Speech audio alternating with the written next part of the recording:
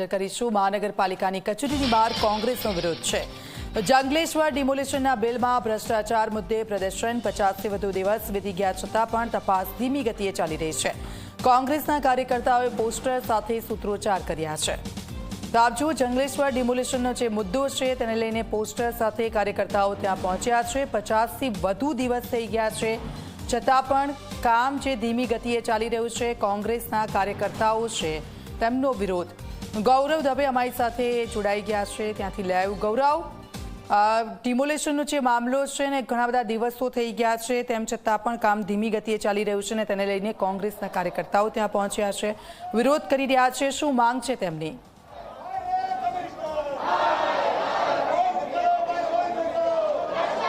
ચોક્કસ જ દીક્ષિતા, રાજકોટ મહાનગરપાલિકા દ્વારા જંગલેશ્વર વિસ્તારની અંદર જે ડિમોલેશન કરવામાં આવ્યું હતું ને ડિમોલેશનનો મુદ્દો આજે ફરી એક વખત જનરલ બોર્ડ પહેલા જોવા મળી રહ્યો છે। આપ જુઓ કે અત્યારે મેયર ચેમ્બરની બહાર કોંગ્રેસના જે કાર્યકરો છે કે તેઓ અત્યારે પહોંચી ચૂક્યા છે અને તેમના દ્વારા ધરણા છે તે અત્યારે શરૂ કરવામાં આવ્યા છે। ડિમોલેશનની અંદર જે ખર્ચ કરવામાં આવ્યો છે તે જે કમિટી તપાસ કરી રહી છે જે તપાસ કમિટી છે તેને પણ 45 દિવસ કરતાં વધુ સમય છે તે થઈ ગયો છે અને હજુ સુધી કોઈ પગલાં છે તે લેવામાં નથી આવ્યા ને એટલા માટે આ વિરોધના દ્રશ્યો છે તે અત્યારે જોવા મળી રહ્યા છે। આપ જુઓ કે દ્રશ્યોની અંદર કે મોટી સંખ્યામાં કોંગ્રેસના કાર્યકરો છે કે તે અત્યારે વિરોધ કરતા અહીં જોવા મળી રહ્યા છે અને ભારે વિરોધ છે તે અત્યારે કરવામાં આવી રહ્યો છે। જે રીતના રાજકોટ મહાનગરપાલિકાનું આ જનરલ બોર્ડ છે તે પહેલાં જ કોંગ્રેસના કાર્યકરો સાથે પોલીસનું ઘર્ષણ છે તે જોવા મળ્યું હતું। આપણી સાથે નૈનાબા જાડેજા છે, તેમની સાથે વાત કરું। નૈનાબા, ડિમોલેશનનો જે ખર્ચ થયો તેની અંદર બિલ જે મૂકવામાં આવ્યા હતા તે નામંજૂર કરવામાં, તો વિરોધ શા માટે? નામંજૂર ખાલી કીધું છે। તમને એવું લાગે છે કે મેયરનું પાંચું આવતું હોય? મેયરનું કંઈ હાલતું નથી। 4 દી પહેલા કંઈક બીજું બોલે અને 4 દી પાછા ઉલટી મારી જાય। એણે બહુ મોટા વાદા કર્યા હતા કે મને ફોન કરવો ને મને આમ કરવું, કાંઈ થયું નહીં।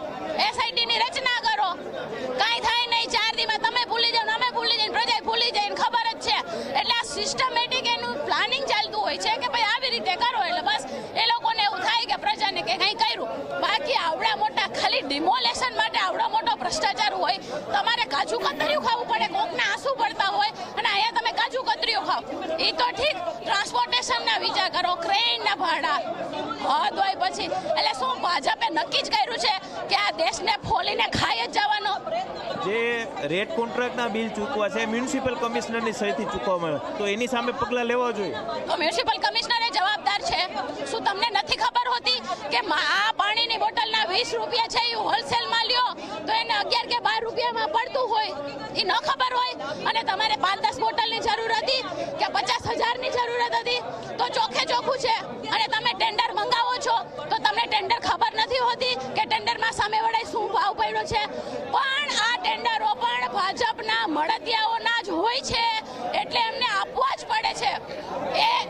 એ વસ્તુ છે, એના લીધે કમિશનર પણ ઘેરાવમાં છે, શકના દાયરામાં છે।